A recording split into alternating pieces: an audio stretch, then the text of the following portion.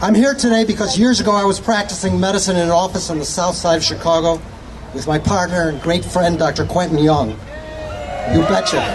When a young community organizer came to see me as a patient, I became his personal physician for 22 years, and he became President of the United States.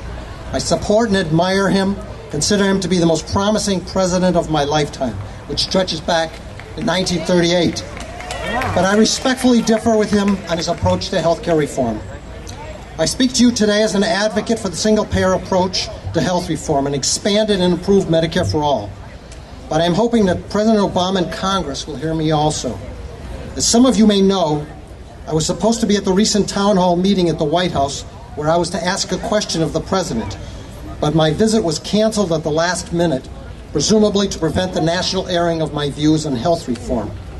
Is the single-payer message so dangerous that it cannot even be discussed by Congress and the administration? Yes, there are parties who stand to lose out under a single-payer program. The for-profit health insurance companies and their multi-millionaire CEOs in the first place.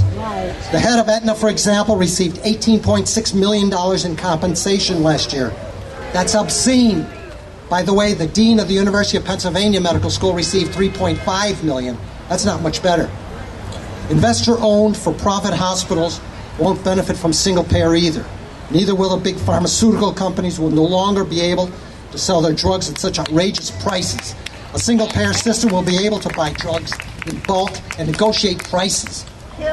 Some critics attack single-payer, arguing that under such a program, government bureaucrats will be between the patient and the physician.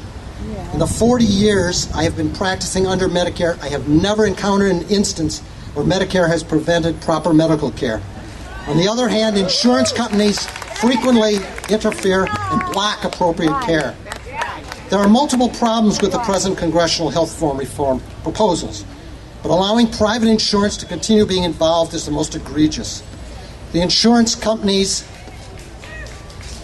actually like many of the proposed reforms, including the requirement that every American purchase insurance or suffer a tax penalty, which would be a windfall to the insurance industry.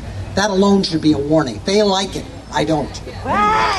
I mentioned who will lose out under a single-payer program, but who benefits?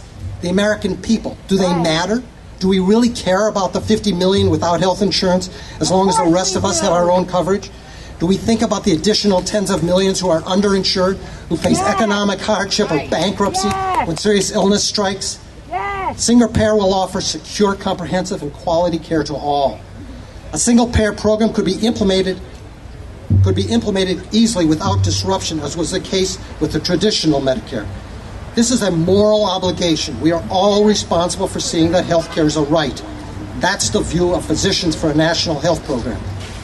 Opponents of a single payer say if the government pays for health care, the system will deteriorate.